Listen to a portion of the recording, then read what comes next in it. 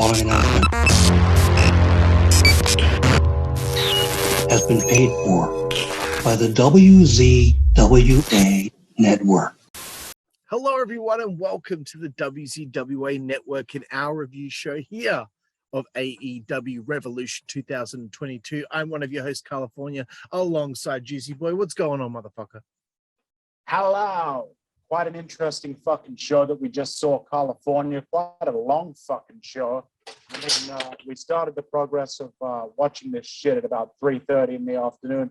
Here we are beginning the review at 9:30 p.m. So, needless to say, let's fucking get into this shit, dude. Oh my God, bro. I didn't realize how long it was going to take. And I'm going to run through some notes quickly here about the pre-show because I did watch the buy-in, which you did not, which is completely fine. It wasn't necessary. And his phone's fallen down. That's okay. I'll keep going. It started off with Layla Hirsch taking on Chris Statlander. Fantastic start to the show, bro. The good thing about this one was I couldn't tell who was going to win. They were given a good amount of time. It was disjointed at times, but it got better as it wore on. Good finish with the turnbuckle shot because she hit her with a fucking actual turnbuckle. But I think it needed to be sold harder that she was desperately looking for something instead of just grabbing it like she knew it was already there. I call bullshit on that. And then Red Velvet came out to check on Chris Statlander, and I wrote, who cares? Moving forward, Tony Schiavone was in the ring with Don Callis. As Don was talking, I was feeling like I'm getting a little tired of their title scene being dominated by the Little Elite Friends group, honestly. Then for the next matchup, QT Marshall took on Hook. Foregone conclusion right here. But I did pop for QT in his promo talking about his successful career in pro wrestling. I feel like the bloom is off the rose for the Hook hype. Everyone was blowing a fucking load over him months ago, and now it's like, well, you know, you got to think a little bit. You got to be prepared. You got to be prepared. I think Hook has a good theme song. QT made him look really good. He sold well. I thought it was weird looking into the crowd as they panned to the crowd that all these fucking grown men are wearing Hook shirts. Don't know why. It just feels a little weird. He's the kind of wrestler that's supposed to appeal to young women and like teeny boppers, you know. He's not the kind of wrestler that a 36-year-old man, you know, is supposed to be like getting behind. He's supposed to be the kind of wrestler that a 36-year-old man wouldn't want their daughter to fucking date, you know. It just doesn't compute. It's just a bit, I don't know, I'm just a bit creeped out by it. I don't know why. Hook did hit some sweet suplexes. He clearly has improved. And good to see that he's learned how to lock in the Tasmission finally, which he now calls the Red Rum. And then to finish off the buy-in, it was my first opportunity to see the House of Black perform together, which is Malachi Black, Brody King, and Buddy Matthews. I've seen Brody King at Final Battle once. So obviously I already know who Buddy Matthews is. I don't think Malachi should ever be on the buy-in. I think he's a special performer that should always be doing something important and should be on every pay-per-view, considering you only have 4 a year. They're against the Death Triangle and Redbeard, which we know as Eric Rowan. I loved after one spot with Redbeard, dude in the crowd chanted, "Welcome back," and no one joined in. He said it once. That's and amazing. Then he gave up. It was That's great, amazing. Man. It's like suck shit. I was impressed with trying to start something. I was impressed with Eric. I thought he did quite well out there. It felt like it went on too long though. I am enjoying the House of Black. There was a destroyer that took place in this match, but it was very contrived. I think it was from Penta. There was again, and this is awesome chant when it wasn't warranted. And the last two notes I have is, as it went along, it did become good, but then they just start doing too many things and having too many spots, and the match stopped making sense. Finally, the finish did happen, bro. It should have happened earlier, but I guess they wanted to fill the time. They could have probably put fucking 4 matches on this buy-in because it's an hour long. So they probably could have put another one, but then again, everyone's already burned out on how long this fucking thing is. Jooseyboy, we finally are at Revolution here. Just wanted to get through the buy-in. I'm going to let you take this one. We're both big fans of Eddie Kingston. He's taken on Chris Jericho here. What are your thoughts on this matchup between these two? All right, bro. Well, I think it goes without saying, man. It's Sunday night, Tuesday night, Wednesday night. You know what that means is annoying. It's Sunday night. You know what that means? It means it's a Sunday. Stop fucking saying it. It's not cool. It's not going to get over with me. All right? Kingston versus Jericho itself. The Influencer is a fucking stupid gimmick name for Chris Jericho. Chris Jericho needs to stop acting like a 50-something-year-old dad that's going through a midlife crisis, trying to be cool, for all the kids. The fans singing along to Judas is really old and grating. It's been annoying since the beginning, but now it's even worse because Jericho's a heel. So you're not supposed to be joining in with him and singing along with him. You're supposed to be booing him. I like Jericho's jacket, but it would have been cooler if it was being worn by, say, Griff Garrison or Brian Pillman Jr., somebody that doesn't look like he's old enough to be someone's granddad. Eddie comes out. He looks like he's ready to kick some ass. He looks to be slimming down a little bit. He looks like he's slowly getting himself into a bit better shape physically. Badass way to start the match by dropping Jericho on the back of his head. Eddie Kingston is over majorly. This is why I was so annoyed that they only did the Kingston CM Punk feud, only went for one match. That was really annoying because Eddie was at the peak of his heat at that point in time. And I think now he's started to build that heat and fan support back up again by this pay-per-view. And they definitely need to pull the trigger on Eddie Kingston and elevate him into that next level of his career. Loved the targeting of the neck. Loved the hard-hitting physicality of the match. Jericho flipping off the fans, that's cheap heat. It's lazy, and you're never going to be Stone Cold Steve Austin, Jericho. Just fucking live with it. Jericho is looking better inside the ring. He's obviously slimmed down and improved his physique a little bit, but his movements and his actual work in the ring is looking a lot better. It was extremely crisp. Brutal suplex to the outside on Eddie Kingston. Great match, well-paced. I wish Excalibur would stop fucking name-dropping wrestlers. It gets old. Casual fans don't give a shit about Japanese wrestlers and shit like that. They don't know who it is. It's not a celebrity to them. You'd have better luck like name dropping Hulk Hogan if somebody did a leg drop, and you said that's a Hulk Hogan-like leg drop. Then casual fans would be like, oh, I know who Hulk Hogan is. Great finish. I was immediately thinking that this was probably going to be a contender for match of the night, as much as I hate saying that because Chris Jericho is in it and I don't like him at all.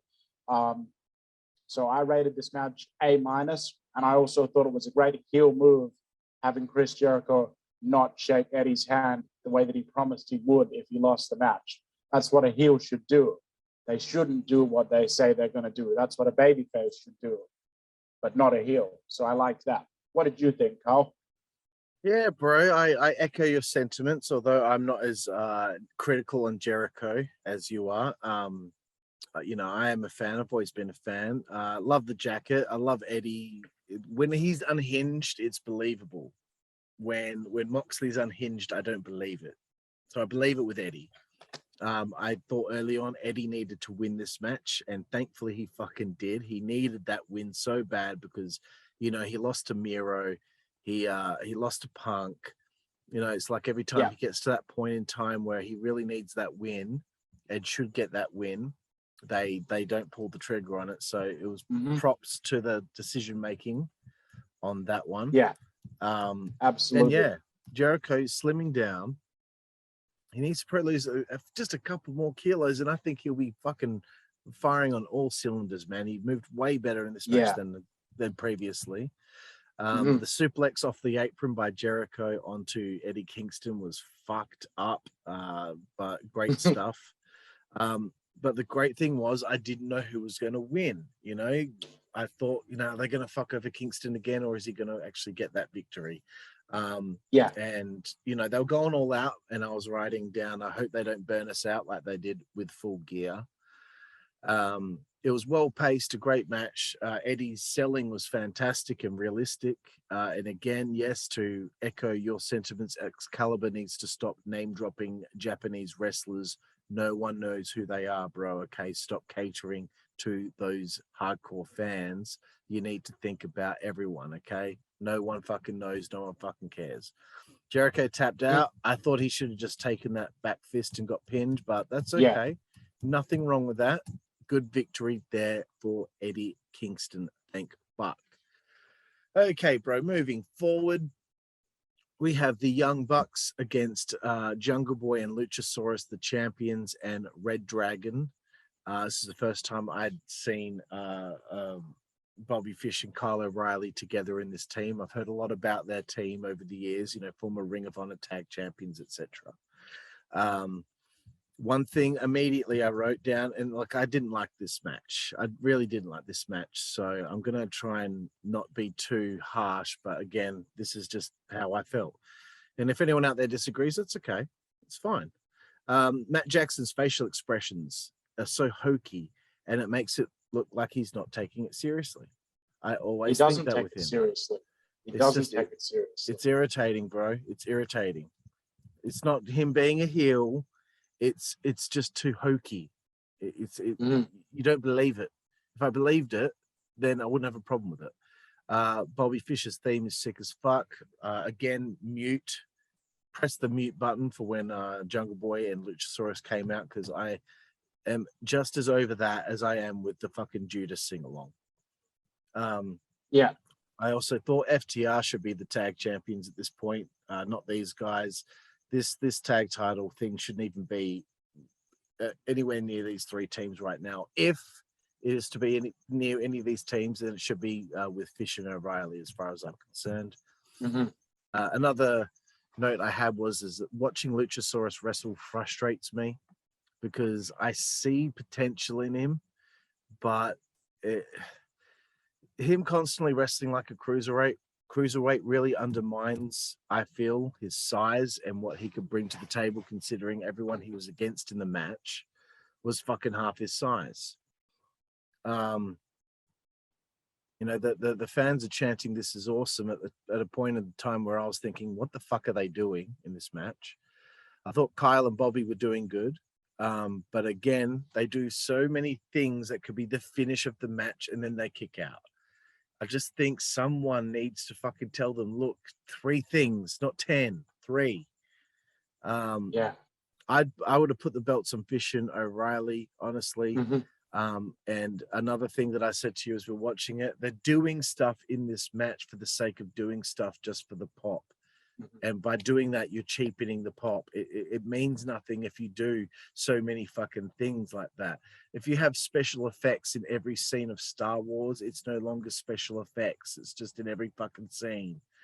You know, it's just, I don't know. I just don't get into these multi-man tag things that they do. I think, you know, that there was a title shot to the head, someone kicked out, and that happened a couple of times on the show.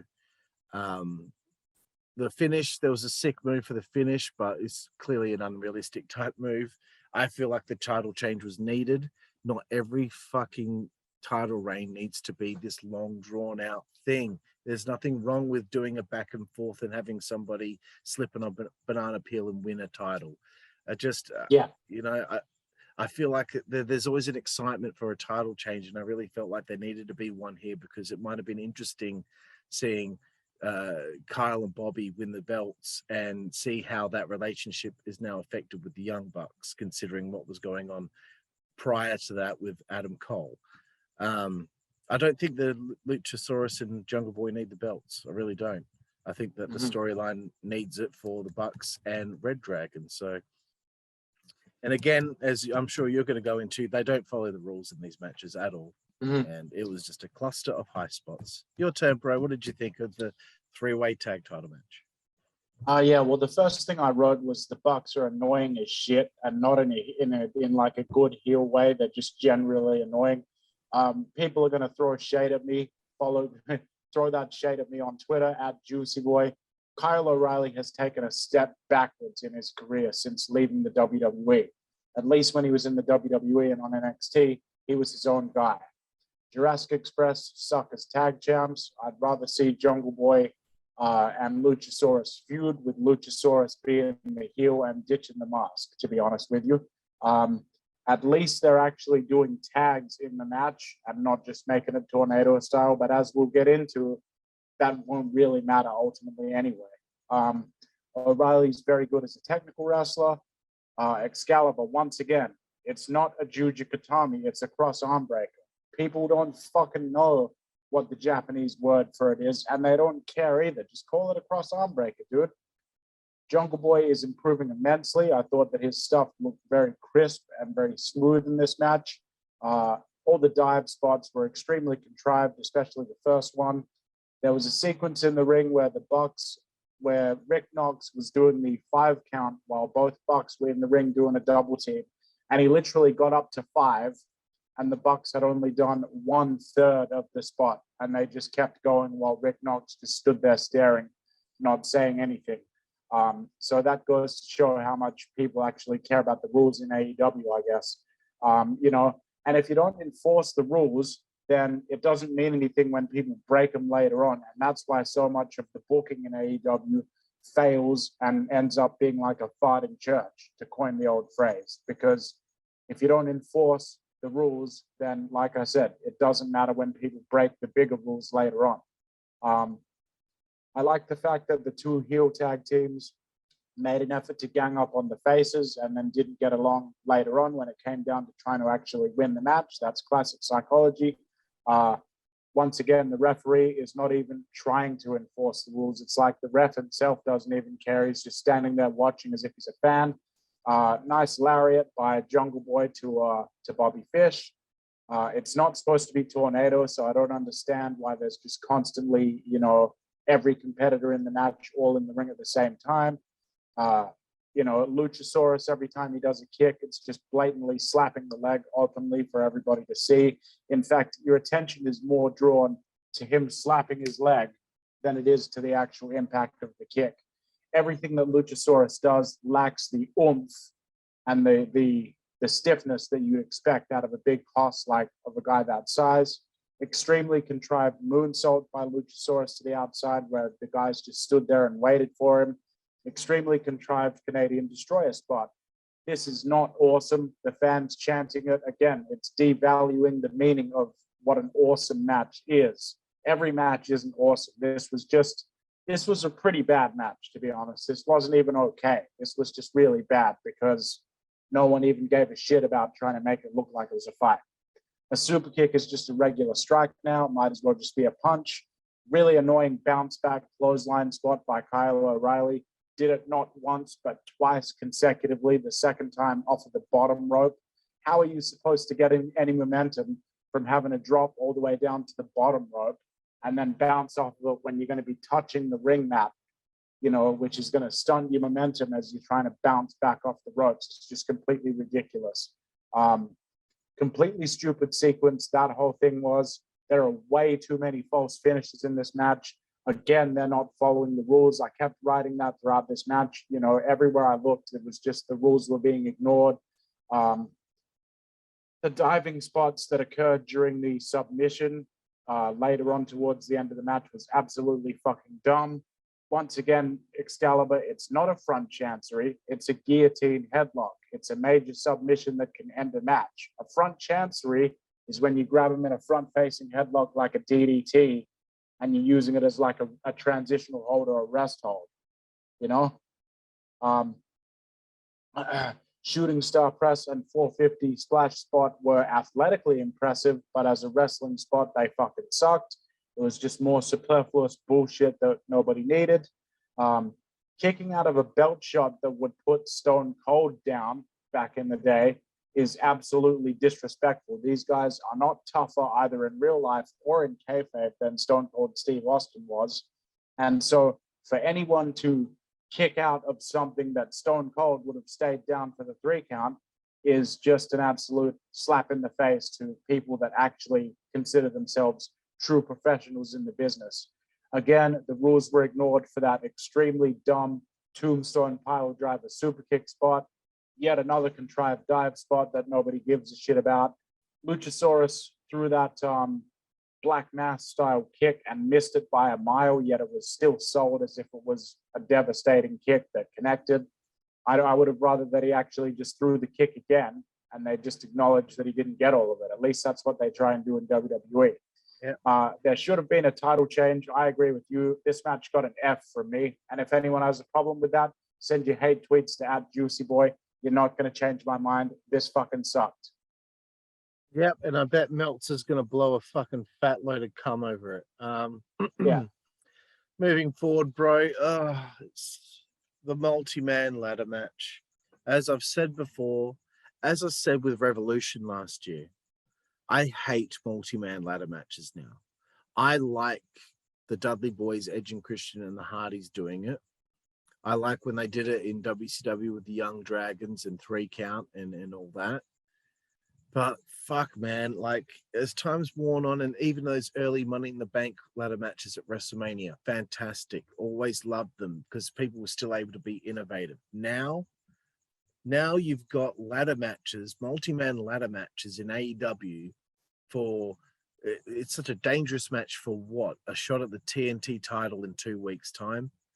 With guys, you know, these guys, everyone in this match, I like everyone in this match, but this doesn't feel like it's the right scenario for a ladder match. It feels forced, and it's like, here we go, we're going to get through a match here, which is just a bunch of fucking spots. I just wanted to get that out the way before I throw it to you to give me your thoughts on the Face of the Revolution ladder match between Christian, Will Hobbs, Ricky Starks, Keith Lee, and Wardlow, and of course the joke that's gone on way too long now, Orange Cassidy.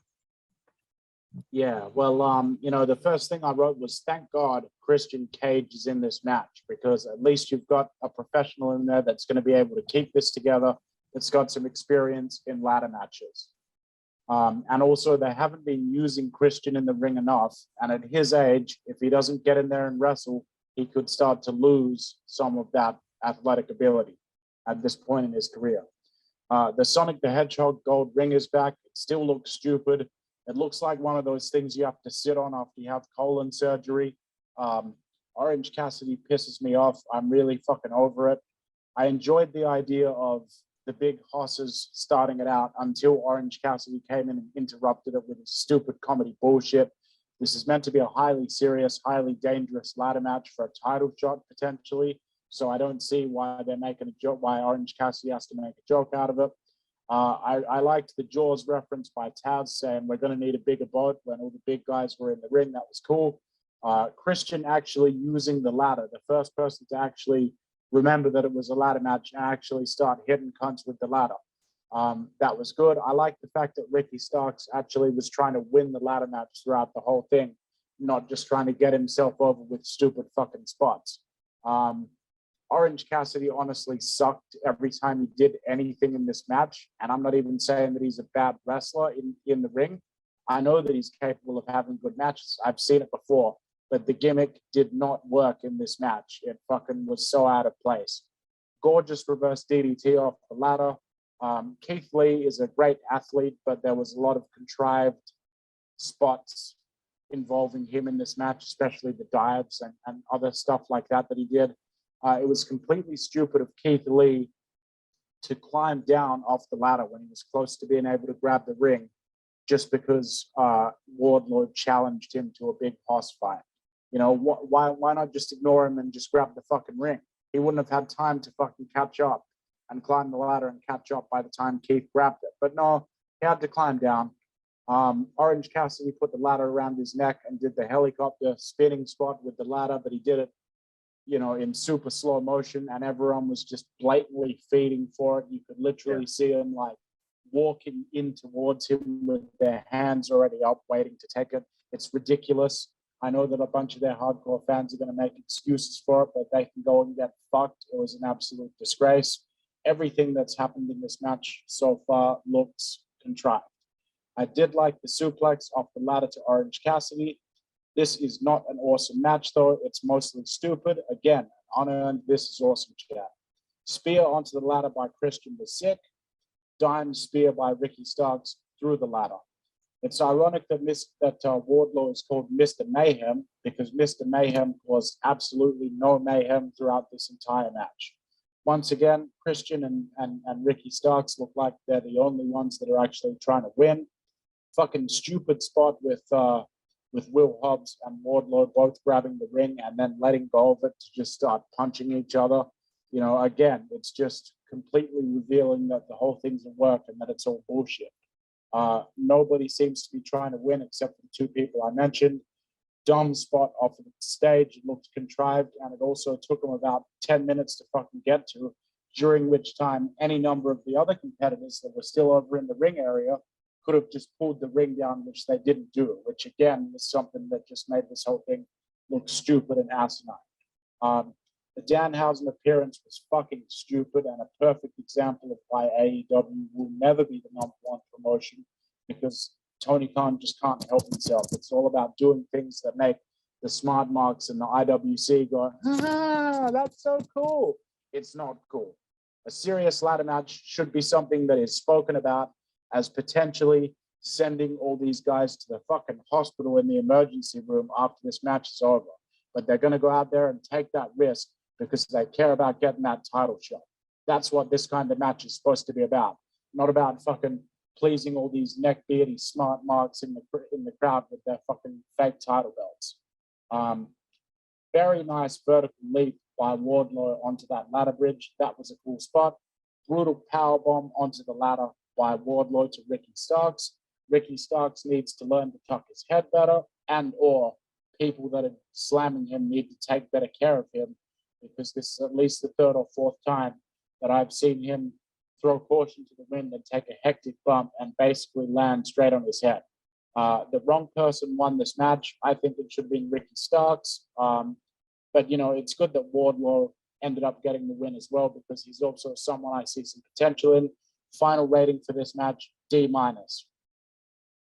Excellent, bro. Yeah, as soon as it began, I wrote down, I hate this already, because it starts off with this bullshit with Orange Cassidy, and I'm over the joke. Like, there have been times where I've laughed at it, like when he did the weak kicks to Sting's leg, you know, okay, that was funny. But now, how many times do you have to fucking repeat a joke?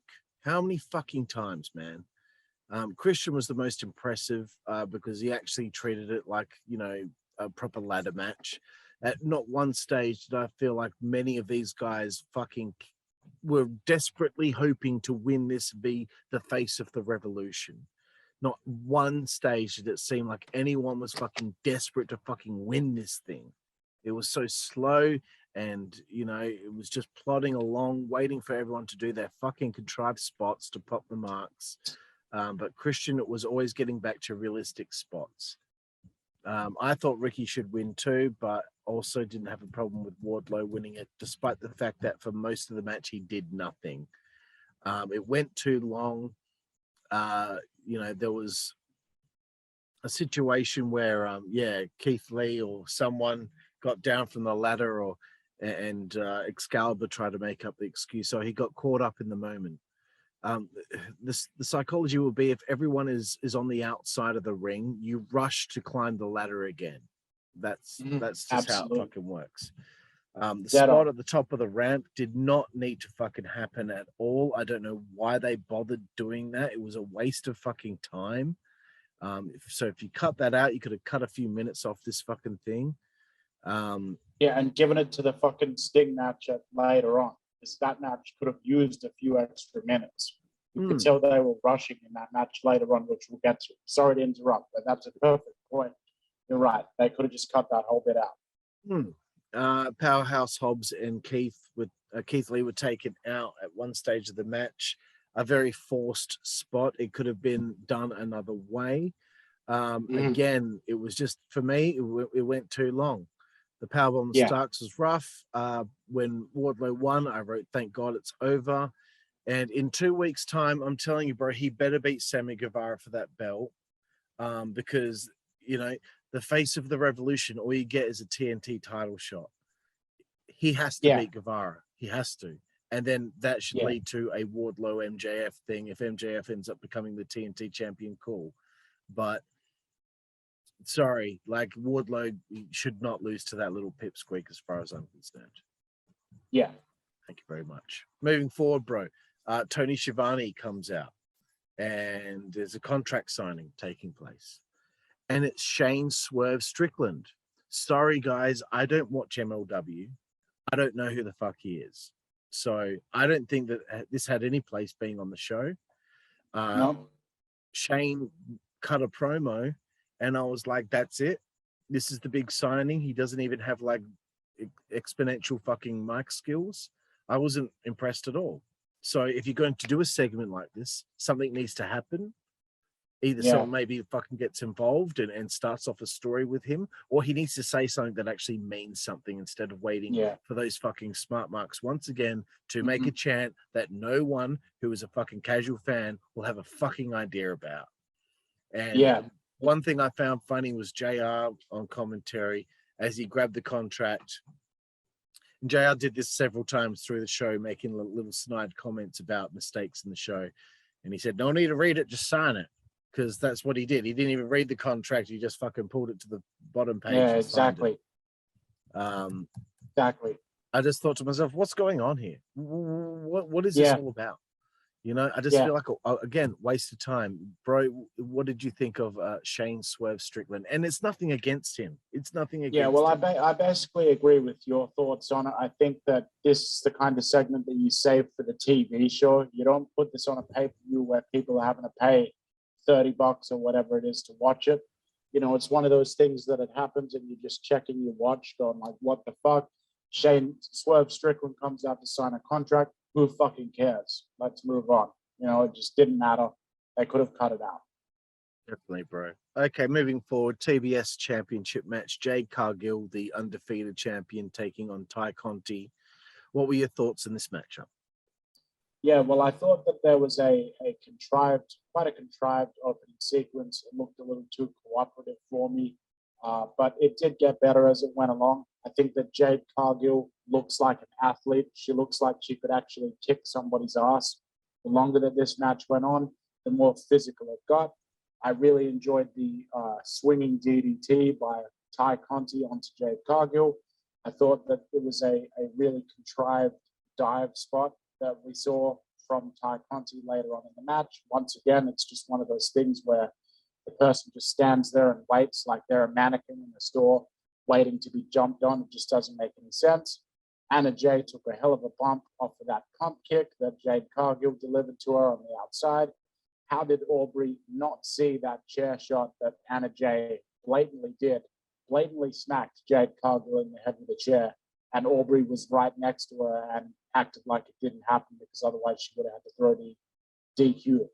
Excalibur doing an ad reading during that crucial false finish where Ty Conti kissed Jade Cargill and then hit her finisher, which people that watch the show would know that that was something that they had discussed in the promo.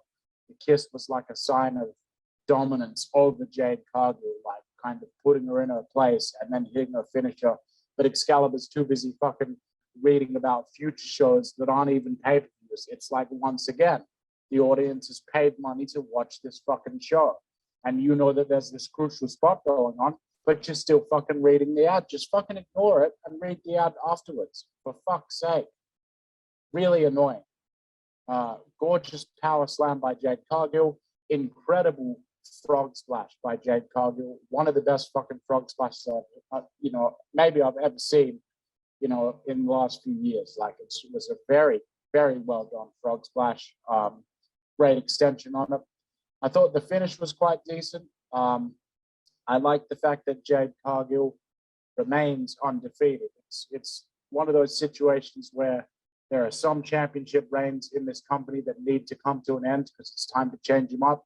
Hers is not one of them because she's by far basically the alpha female on the roster right now, and it should stay that way. I gave this match a C rating overall, bro. Cool, bro. I don't have many notes on this one. First thing is I don't need to keep seeing -1. out there. I get it. Okay, you do a few nice things for him, but I just don't know what the fucking point is anymore. It's not adding to anything. You know, I'm sure he loves it, and that's great. But for me, I'm not interested in seeing a kid on the show unless he's actually going to fucking do something that's interesting. Yeah, you know, and I've pitched this idea so many times of him taking leadership of the group and being a little kid, being ridiculous with his requests of what he wants everyone to do, and then everyone in the group's kind of like, God, he's a little bit of an asshole. Turn him heel. I think it'd be hilarious if he was a heel. Yeah, I reckon that would be great. You'd have fun. You'd have fun doing it. You know, and then like maybe he gets grounded. I've said it before. He gets grounded by his mother for not doing his homework, and he can't appear on the show anymore. But then he managed to get to the show, and he convinces like the Dark Order to kidnap his mother or something stupid like that. Do that something. Would be fun.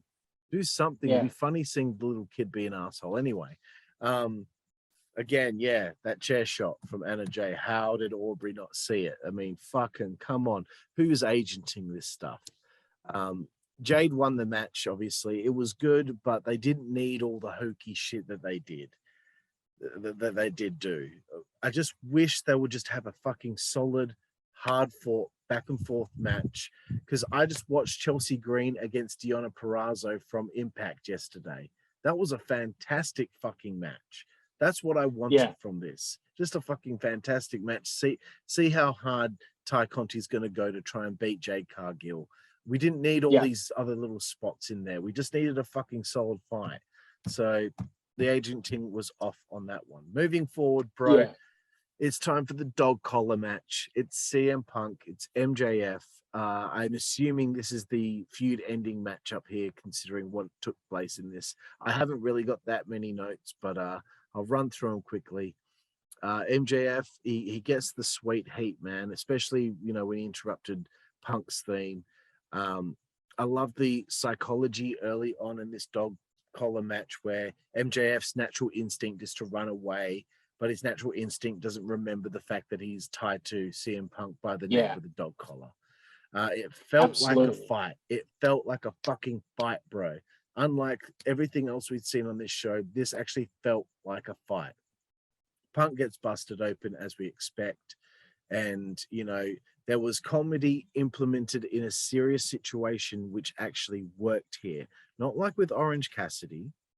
This is comedy in a serious situation that works. MJF is on the fucking turnbuckle, on the microphone, and Punk pulls him off by the chain, and MJF front bumps it.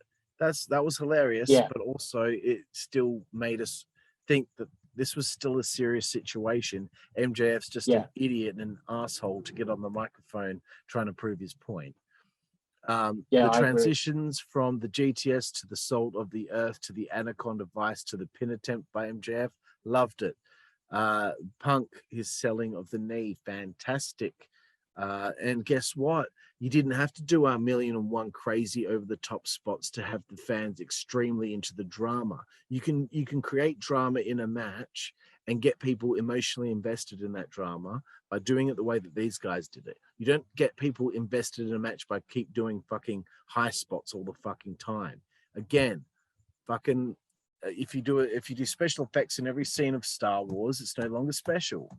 These guys didn't do a fucking shitload of stuff to fucking get this match over. They did just enough, and they did it right.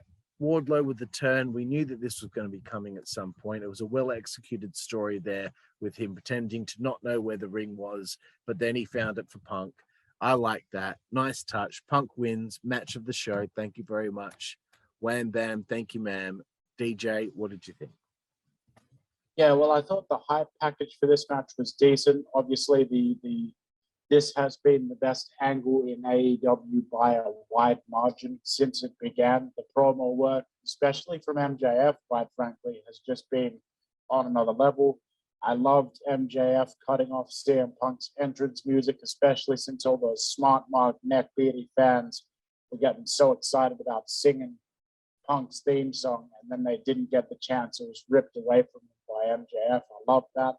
I hate the fact that the production team in AEW, the camera will actually film the view through some fan's phone as they're filming a video on their phone of what's happening on the show. No one should be shooting like a video on their phone. No one's going to watch these videos that these idiots film on their phones, and they're ruining the live experience for themselves. I don't know why you would pay several $100s for a fucking front row seat and then spend the whole fucking time holding up your phone like that instead of actually engrossing yourself in the atmosphere. You know, it was cool that Punk went back to his roots with the ROH entrance. MJF is the best heel in the wrestling business today, with the exception of Roman Reigns. As you said, really nice start to this. I liked the use of the dog collar around the ring post by Punk as well. It actually feels like a real fight. It actually feels vicious. It feels like these two really don't like each other and really want to hurt each other. Very nice blade job by CM Punk. This match should have been the main event, quite frankly. I don't care if it's not the title match. It's absolutely the match that had the most heat and the match that was the most over. And by far, it was the best performed match on the entire show, as you said. The psychology was amazing. Really nice false finish off of that sleeper reversal into the pin. Great selling by MJF, his damaged hand. I loved the visual of all the blood staining the canvas. You know, that felt old school. Very nice, salt of the earth, transitioned into the Anaconda Vice reversal by CM Punk. I loved that spot. I really enjoyed the Shining Wizard by CM Punk with the chain wrapped around his knee, and then following up that with Punk smashing his knee into the steps with the chain still wrapped around his knee, which would then create a target of Punk's knee for MJF to exploit. So it then became more of a story of like the damaged knee of CM Punk versus the damaged hand of MJF. I like that. There's actually something that the audience can follow along with that's building and evolving throughout the course of the match. Excellent tombstone on the apron. I love the false finish off of the elbow drop by Punk. Punk is delivering that elbow drop a lot better than he did back at the end of his WWE run. You can definitely tell that the time off has enabled him to rejuvenate, recharge the batteries, get healthy, because he delivered a much crisper elbow drop than the crappy one that he used to, where he would fucking half land on his feet and it would look like a backyard wrestler dropping an elbow drop because he was in too much pain to commit to the landing fully. You know, another match where they're using thumbtacks, but unlike a lot of other AEW thumbtack spots, and especially the stupid thumbtack on the knee pad type shit the Young Bucks like to do, this is an example of a thumbtack spot that was earned and deserved and should have been included in this match because the stakes are high enough. The fight is vicious enough. So this was an earned use of the thumbtacks. I love the fact that they spent a good 5 minutes or so teasing the use of the thumbtacks and never actually ended up using them. Then they kind of worked their way back around to a situation where the thumbtacks were posing a danger again. Perfectly done. Suplex into the tacks was a little off. The tacks were a little bit too far away, but it was still a good sequence overall. I loved the fact that MJF, when he crawled over to Punk to try to get a cover on him after that superplex, he actually sold the fact that, I just not instinctively crawled straight over to him because I'm desperate to get the pin, but I actually had to crawl through all those thumbtacks and that fucking hurt. And he actually took the time to sell that. Those are the kind of things that separate a professional from a person that's just out there fucking cosplaying and just doing gymnastics and flips for the sake of it. GTS to MJF, where he then took the knee to the face from the GTS and then landed back first in the thumbtacks. That was awesome. I liked the fact that they continued the budding issue between Wardlow and MJF and officially turned Wardlow babyface by having Wardlow give CM Punk the Dynamite Diamond ring instead of MJF. I thought that was the perfect way to finish this match because you keep MJF strong, even though Punk's beating him, by having the reason why MJF ultimately lost this very well could have been because Wardlow decided he had enough.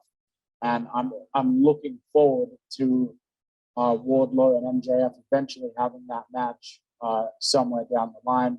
I think Wardlow is going to be a major player for AEW if they do it right, and I think they will, with MJF being across the ring for them. Loved the fact that MJF spat in CM Punk's face before he took the shot to the face with the Dynamite Diamond Ring, which was the finish. Very nicely done. I rated this an A. Wonderful, bro. Definitely match of the show, motherfucker. We moved forward in the proceedings, and I thought to myself, "Good luck, ladies.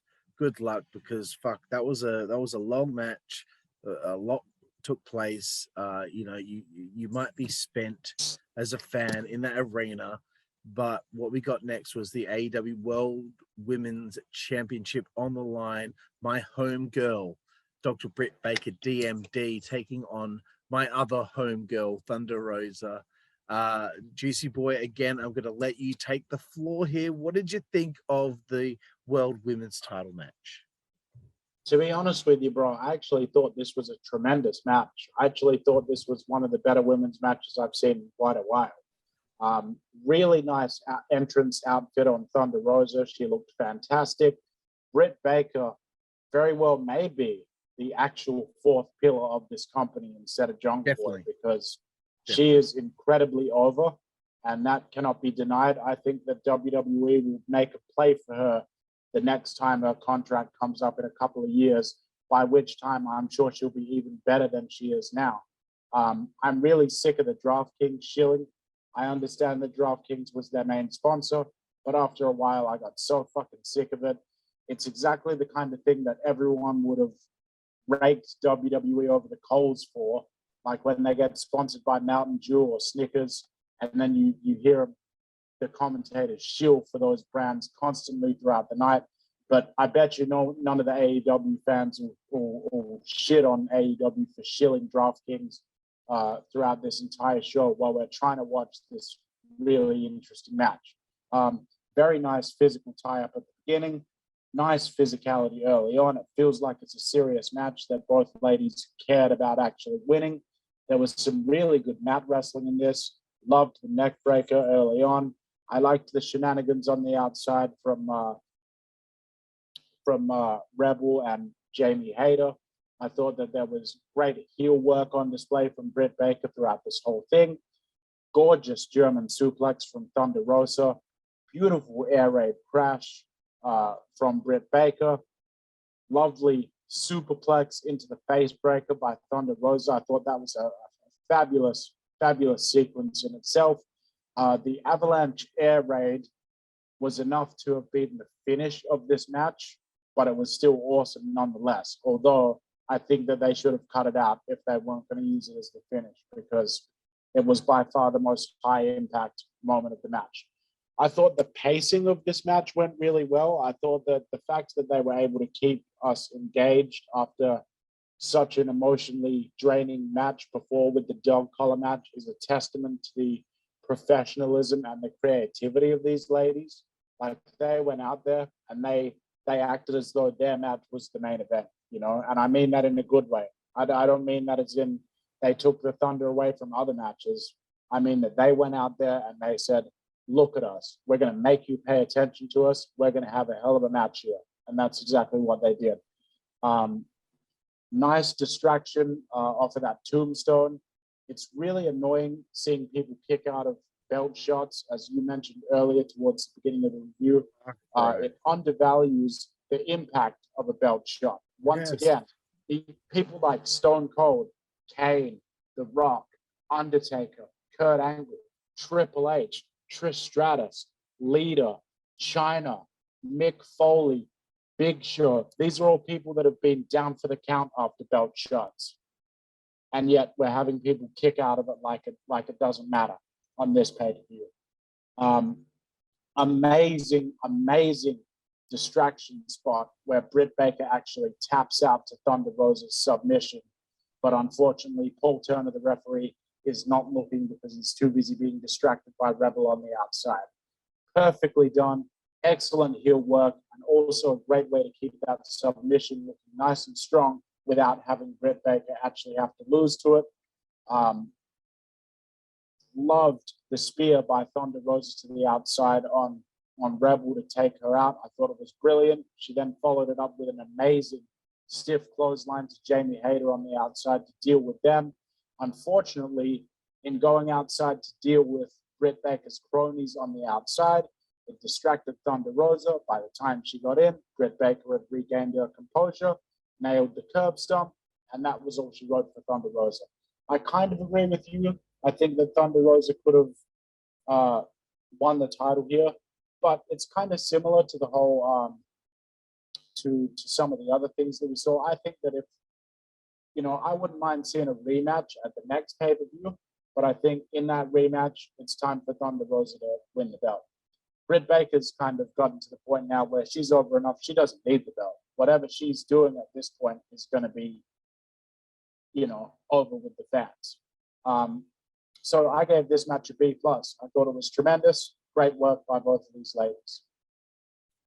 Yeah, bro, I don't really have that many notes on it. I did enjoy it. But again, I thought straight away Thunder Rosa should win. If the Jurassic Express weren't going to drop the tag titles, then she should be winning the women's championship. I feel like there had to be a title change on this show. It's been nearly a year that Britt Baker's been the champion. Everyone seems to have these long title reigns. There's got to be a time which is realistic to real life, that people can slip on a banana peel and lose, and then maybe they regain it, but then they, you know, lose it back again, whatever. We need a little bit of tit for tat sometimes in AEW. It's always everyone who loses their championship, it's always at a point in time where, okay, it has to happen tonight. It definitely is happening tonight. I don't want definitely's. Yeah, I don't want definitely's. I don't want foregone conclusions. I want, I don't know. Oh, she did. Oh, great, fantastic, wicked.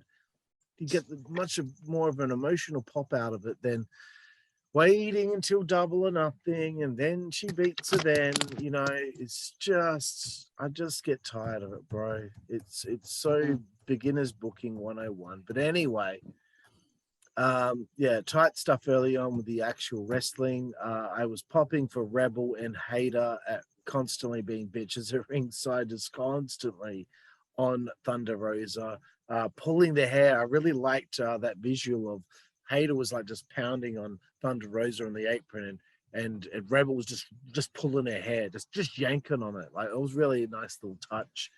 One thing I'll say about this match and these two working together is, sometimes the problem with the ladies being smaller is that there's hardly any real impact on maneuvers that would usually get a bigger pop if the impact was bigger.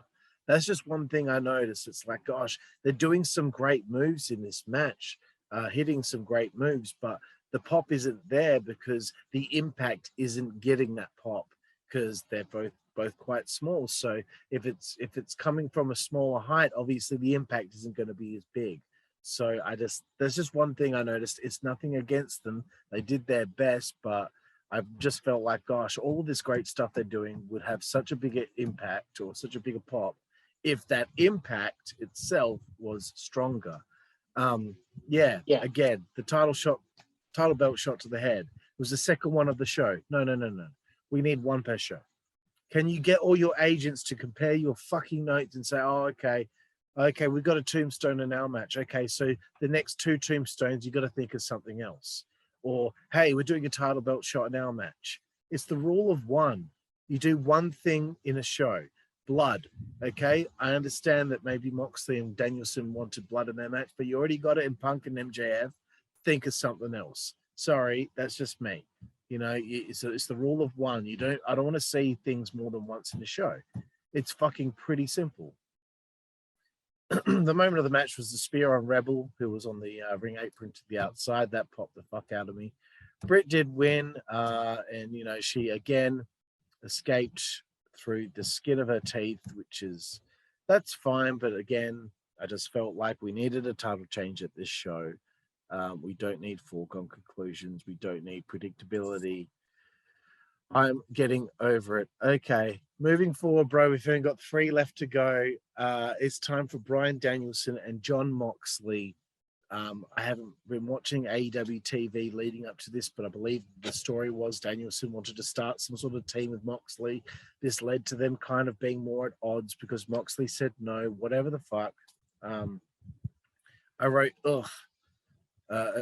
just knowing that I have to see these two wrestle, it's nothing against either of them. I'm just not invested in seeing a match that I've probably already seen before. And I'm not really well aware of the heat going into it because I've been watching the TV. Yes, maybe that's on me, my fucking bad. But I just really wasn't looking forward to this, even though it was quite good. Atsushi Onita's theme song plays and out comes Moxley. I'm you know what? I'm happy for Danielson.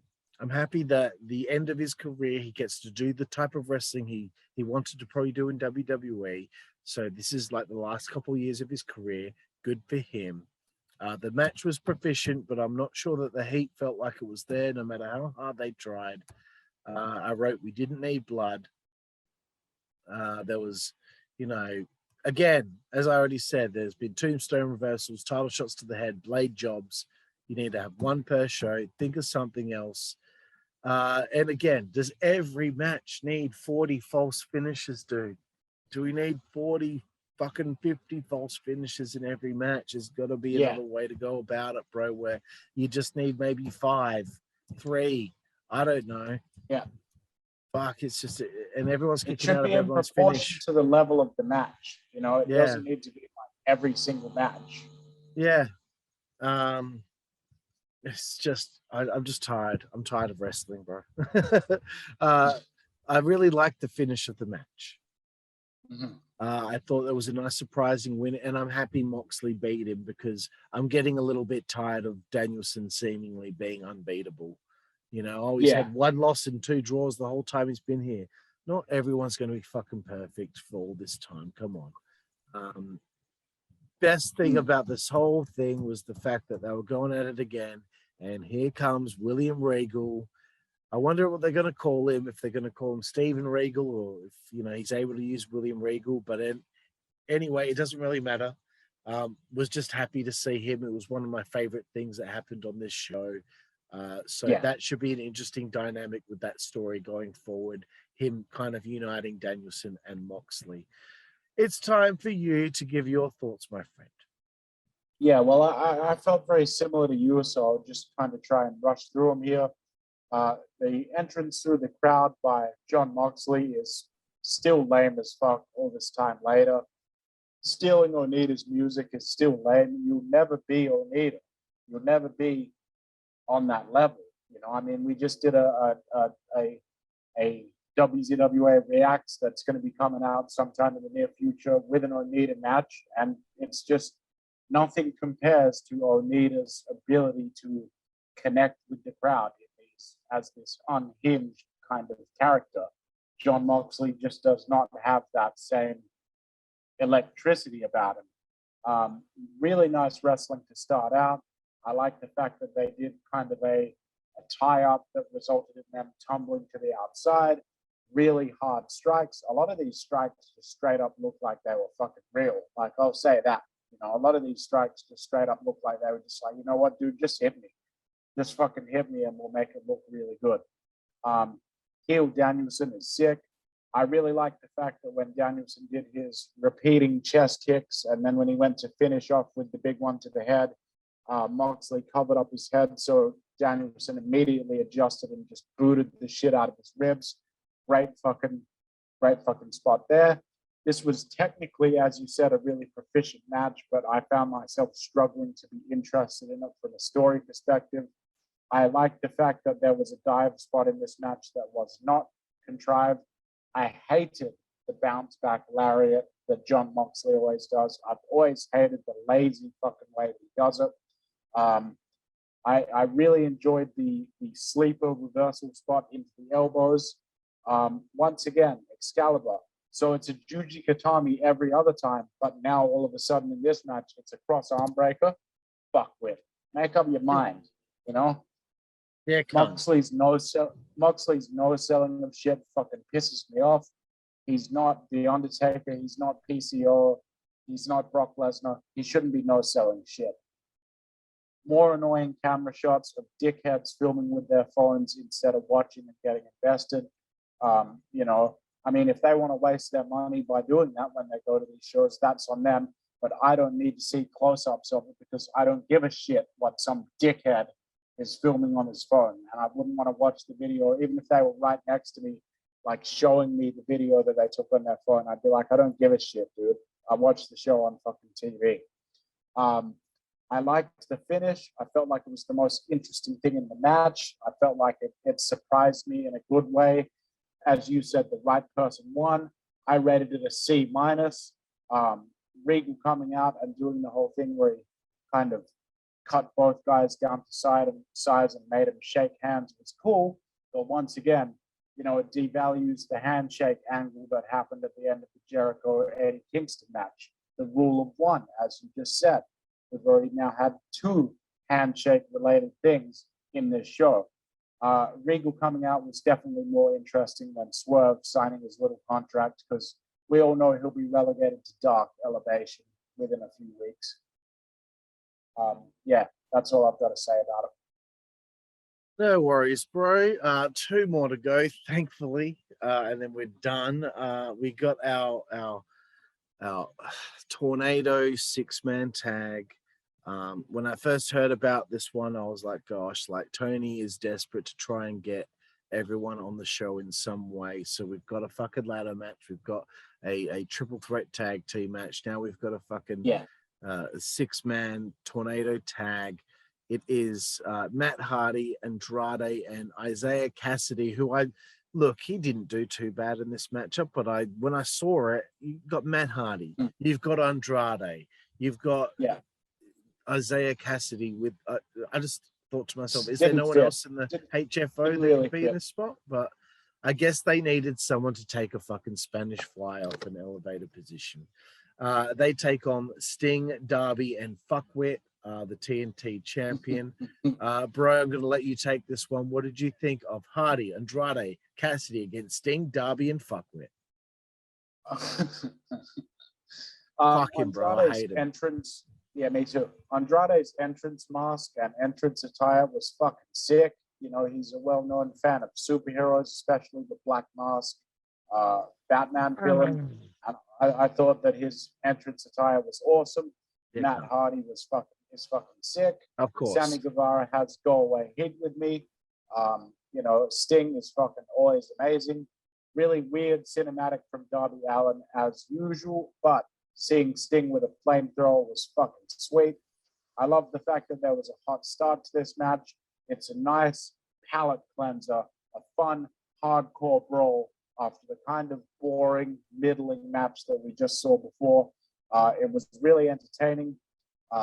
Sammy got owned with that tornado DDT off the guardrail. I thought that was a tremendous spot, and I liked that Sammy was on the receiving end of it. Yep, I like the fact that the Butcher and the Blade actually showed up, and that the AHFO was exploiting the fact that the match was no DQ, and they just had the other members of the faction basically just come out to help. I thought that it was amazing when the Blade fucking wrecked Darby by slamming him into that railing. The Spanish Fly was a hectic bump for Isiah to take. I hope he's okay. I saw the back of his head clip that one of those 2 tables that ended up kind of just falling onto its side while they went through the other one, and saw the back of his head kind of clip the edge of that first table. Hopefully he's all right. Great call by JR calling for a stoppage in this match after that moment, which put over how serious and how dangerous this stuff actually is. He has absolutely killed it on the call for this show. I see way too many people complaining about Jim Ross's commentary. Jim Ross and Tony Schiavone on commentary are one of the best things about this product. You have the 2 major voices of the Monday Night Wars, you know, both commentating, and they both still do a tremendous job of keeping the audience invested. They're our guides through a lot of this sometimes confusing shit. More dickheads filming on their phones again instead of actually being in the moment and, you know, enjoying the fact that all this stuff is happening right inches away from them. They've got their fucking phones out there shoving it in the wrestler's face while the wrestler's trying to like set stuff up. Incredible dive off of that really high rail by Sting. That was the fucking spot of the night. Incredible fucking move. Amazing by Sting. Love you, Sting. He's having one of the best runs of his fucking careers.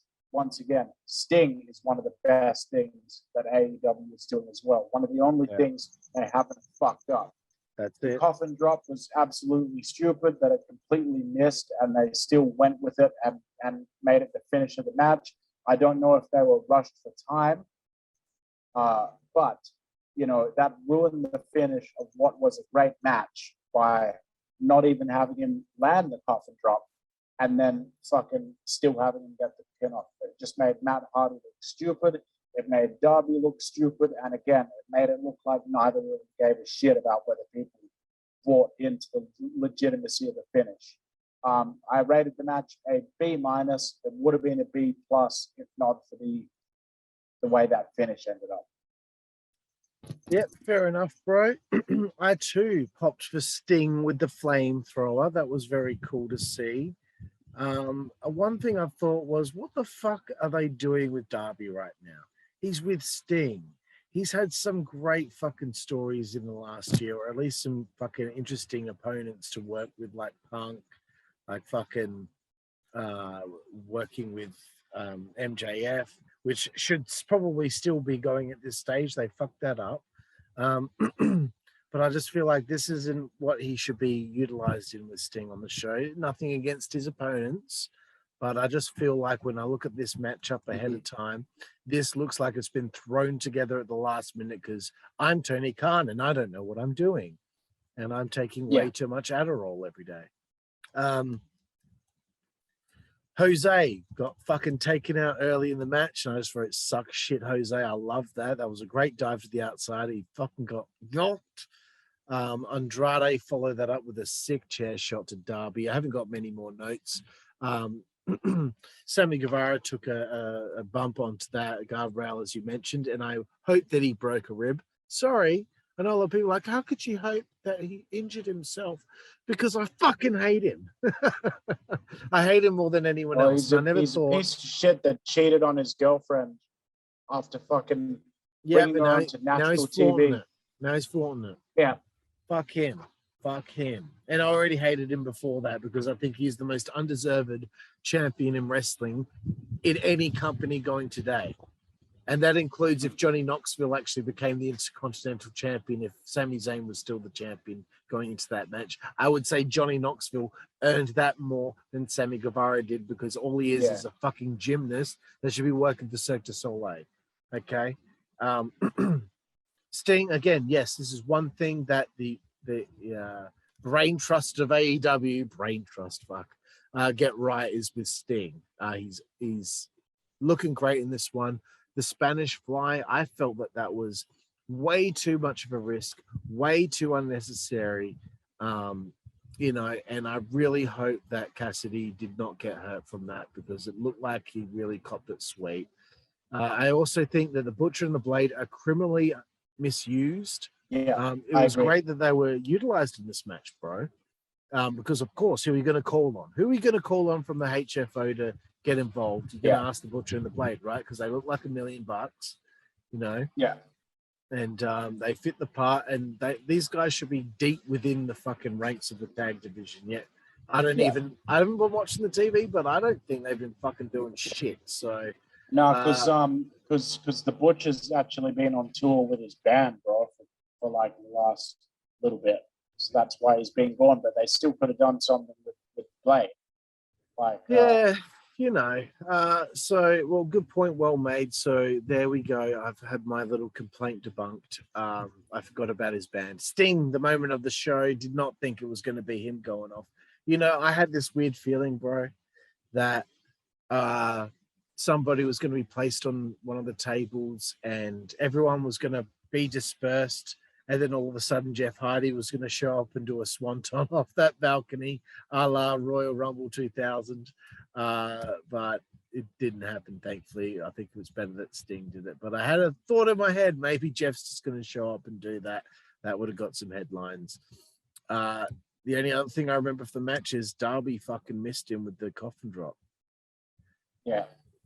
Someone needs to talk to these guys and tell them it's okay to call an audible and just give yourself another minute. Yeah. Hangman and Cole could have shaved a minute off their match. They could. 1 minute is not a big deal. He misses him. Maybe Hardy goes for the cover. Okay, maybe then he goes for another twist of fate. Darby Allin reverses into a fucking backstabber. Then he goes back up top and hits another fucking coffin drop. Yeah. That's what you need. That's what you need. Because I just want to say, like, as soon as we got done watching the show and I was messing around on Facebook, I saw a post in one of these AEW fan groups where somebody said that missed coffin drop was a joke and it completely took me out of a match I really enjoyed. And the very first comment underneath was, "Here we go. It was one of the very few fuck-ups of the whole night, as if that makes it okay." Doesn't make it okay, you can't. And I don't think we should be judging the entire match on the quality of like that coffin drop. It's the finish of the fucking match, the finish of the match. He grazed him with his hair. He grazed him with his hair. It was like barely even the back of his head. That's not going to get a pinfall, cunt. It is okay, guys, to enjoy AEW and acknowledge when they fuck something up. Just like we enjoy stuff that WWE does, and we shit on them when they fuck things up and do stupid things as well. It is okay to do that with AEW as well. Bro, if I was Matt Hardy, I would have kicked out and I would have said, bro, let's figure something else out. You know, not bagging on Matt. I'm sure he just was thinking, I should just do what I should do. Matt was actually on fire in this match. He did great, but I just feel like, fuck, man, like if it were me, I would have kicked out. Like I know what I'm like when I wrestled, and if something wasn't quite right, I'll be like, okay, no, that's not it. We're doing something else. Okay, time to finally get to our fucking main event, bro. I want to get through this fucking quick. It's Hangman Page, the AEW World Champion, taking on Adam Cole, baby. Is the world title on the line. A lot of back and forth with different fans on Twitter about this matchup. Cole lost to Orange Cassidy. Now suddenly he somehow, because it was a non-sanctioned match, so the result doesn't matter. Fuck you, cunt. Cole and Page, we've got the interesting aspect of the Young Bucks and ReDragon and all that shit going on. But that didn't really get implemented in this matchup at all. But I'll run through my notes, then it's your turn, and then we can finally be done with this fucking thing after how many fucking hours, bro? This is going on like 7 hours now, from the start of watching it to like finishing the review. Yeah. Okay, here we go. It's about to be nearly 4 fucking hours. It's too long. It's too long, bro. Good back and forth in the early going. I liked that super kick in midair from that moonsault. I always wanted to see it done properly, and I saw it done properly. It's just a shame that the super kick was used as a fucking punch for the rest of the fucking match. I don't know how many fucking super kicks we saw, bro, but it's too much. At least 10. At least 10. No, at least fucking 25, I reckon. At least 25. Another quote I have from my notes. Why isn't FTR on this show? Why are they not in the fucking hunt, bro? Come on. Another, this is awesome chant whilst all the fans are sitting down. You can't say this is awesome whilst you're sitting down. This is awesome should be something that's like lifted you out of your seat. Like you can't believe it. This is awesome. Not this is awesome. I'm so sick of the fucking complacency of that shit. Again, we've seen so many things throughout the show. We've seen a crossface. What do you know? Now we see a crossface in this match. Oh, what do you know? We see a tombstone. This is the third tombstone of the show. 3 tombstones. Flipping power slam off the top rope for a 2 count. Okay, not too bad. You know, we're getting these fucking destroyers. Sorry. Over and over again throughout the show. It was on the fucking buy-in. We see Dustin Rhodes do it. We see all these fucking people do it. Petey Williams must be so fucking pissed off that the move that he made fucking semi-famous is just being utilized as a fucking just a move that barely even gets a fucking pinfall. I just don't fucking understand it, man. It's ridiculous.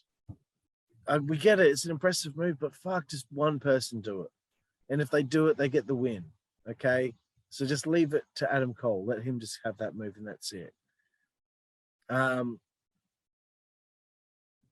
You know, again, too many super kicks. Sorry, I'm getting fucking tired, bro. Falling down. Yeah. Him falling down from the knee was great when Cole was going for that final knee to the back of the head. You know, I really liked that. That was interesting, despite the fact that what kind of led to it was a little bit overboard with the super kicks. He hit the fuck shot lariat. The rope break was good. I love JR's code, man. Like JR is throwing in those little comments here and there. There's a few people in the ring right now. He's trying to say, get the fuck out of the ring. It's supposed to be a tag team match. Yeah. He keeps on throwing these little comments out there. You know, I think it was a few weeks ago, Chris Statlander was chasing after somebody, but then as the person got up the ramp, Chris Statlander stopped. And JR was like, what is with this invisible wall where people don't keep running up the ring entrance? Yeah. He does it and all it's the like time. He's almost talking to Tony Khan. You know, as if he's trying to let Tony Khan know. Tony's not even aware of it. Probably goes right over his annoying haircut. Yeah. Well, Kramer needs a fucking haircut, I'm telling you right now. We finally get the end of the match. Very good. Hangman Page wins. We knew that was kind of happening. It's probably too early in his reign to drop it. But I thought if you're going to end this show, it's a pay-per-view, end it on a cliffhanger. Tony, do you know who Hangman's next challenge is going to be? Why don't we have something happen to end the show on a cliffhanger instead of always ending on the happy fucking story, you know, the happy ending of the story?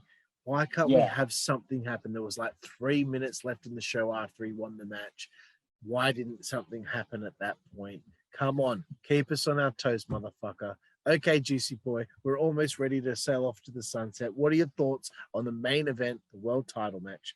Thank you.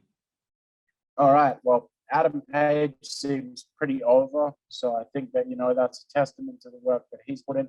Adam Cole is just so small, but not in the Rey Mysterio quick and speedy kind of way, but in the Orange Cassidy, he's too small to be taken seriously kind of way. He was better in NXT.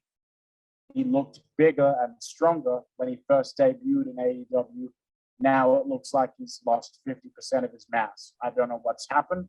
I hope that he's okay health-wise, but it's not great for one half of your main event to be looking that scrawny. Fans are already getting annoying with their Adam chants. We get it. Their names are the same. Their first names are the same. You know, we understand it. We get it. It's not a bad match, but it's not really great either, you know, for the first third or so of this match.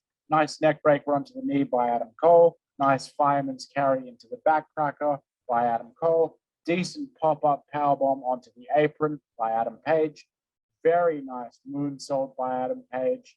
Crisp, Kurt Angle-esque moonsault by Adam Page. Nice enziguri by Adam Cole jumping up from the floor onto the ring apron to hit it.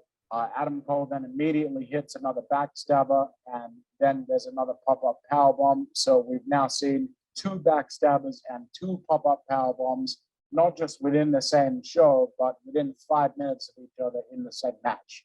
Moonsault into the super kick was really well done. I popped for JR asking Excalibur the difference between a Liger bomb and a power bomb, which I was like, he's just owned him. But then I popped even more because Excalibur actually had an answer for it and explained the difference between them, which JR basically was like, well, all right, then, you know, and acknowledged it. So that exchange was hilarious. JR and Tony Schiavone kept using the word buddy, and it was clearly some kind of an inside joke between them, and it kept on popping me. Once again, another This Is Awesome chant. This match was not awesome. Then they changed it to This Is Adam. I hated it. The audience is not funny. They're not funny, bro. You're not funny. You're there to watch a wrestling show. There's millions of other people watching them on TV. We don't think you're funny. We don't want to hear your bullshit. You'll never be a part of the show unless you want to actually put the work in and become a professional wrestler and do it properly. Super kick, as you said, is just a regular strike. They did about 500 of them. Decent lariat counter into the crossface. There have been way too many tombstones on this pay-per-view. I think there was more than one possibly in this match alone. I can't be sure. There was 3 tombstones. Yeah, 3 tombstones on the entirety of the show. Yeah. Brutal patella brainbuster by Adam Cole. Fight for Adam chant by the audience. Fuck off. Spanish Fly fall away off the top was pretty cool. Panama Sunrise on the floor was decent, but we already saw it last night at Impact No Surrender. These are things that need to be considered, that we don't need to see repeats of spots that were just on another major show the night before. Don't assume that wrestling fans aren't necessarily tuning in for more than one product. It's arrogant. The Panama Sunrise into the boom false finish was annoying because at that point it's getting long in the tooth. There's starting to be too many false finishes. More super kicks with blatant leg slaps. Stop super kicking. It's dumb as shit. Deadeye through the table was really cool. The interference from the Dark Order was really annoying and took away from the drama of this highly important main event title match. The Dark Order fucking sucked. Once again, there were too many false finishes. There was like 60 different super kicks. It was a decent match, but it went on way too long. I rated it C-. Once again, the handshake at the end with Adam Page shaking Adam Cole's hand was dumb due to there already having been not one, but 2 handshake-related angles earlier on in the show. My final rating for Revolution, bro, is 5.5 out of 10. 5.5. I'll give it a fucking 6, I suppose. Whatever. It was all right. It was just it was just a bit long, especially because I watched the buy-in as well. But yeah, there is no excuse. I know we're tired, but we have to address this before we go. There is no excuse for a pay-per-view that's not WrestleMania or something that's going to be on that level to be longer than 3 hours. 2.5 hours is the ideal length. Okay, All Out last year, which we rated a 9 out of 10, that was like 3.5-ish hours, but that was an incredible show, one of the biggest shows they've ever done. That was worthy of being longer because of the way that it was booked and everything that was going on it. This had no business running for 3 hours and 53 minutes and 18 seconds. No business at all. It's an inexcusable length. It took forever to get through this.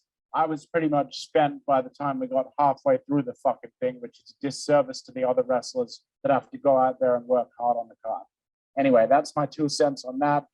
It just felt like it went on for it. Felt like the coma that I was in for 4 days a few weeks ago was a shorter experience than watching this fucking pay-per-view. Yeah, bro. And I just found out that Tony Khan is just said that he's going to be the booker for Ring of Honor as well. So, yay. Yay. AEW watchers, if you happen to be watching this, man, get ready with that ROH watchers account because it's about to become very active, my friend. Anyway, Jooseyboy, thank you very much for your time in doing this review. Let everyone know out there where they can find you. All right. Well, the main fucking place you can find me is on the Twitter. And, you can follow me at Jooseyboy. If you disagree with me, I don't give a fuck, but send your hate tweets to at Jooseyboy anyway. And just in case you don't know how to spell that shit, that spelling, once again, is Jade, OOSEYBOY. And I'll see you on fucking social media. Yeah, you can find me at Karlifornia WZWA on fucking Twitter. Thank you again, Jooseyboy. Appreciate you. Appreciate your time, brother. Yeah, man. No fucking worries, dude. Let's get some sleep. Yeah, and thank you all out there for watching the WZWA Network and our review show of Revolution 2022 by All Elite Wrestling. I'm Karlifornia. This is Jooseyboy. We'll see you down the fucking road. Network, that's the way. We play. Good God Almighty. WZWA Network, that's the way we like it. Puppies, WZWA Network, that's the way we like it. The following announcement has been paid for by the WZWA Network.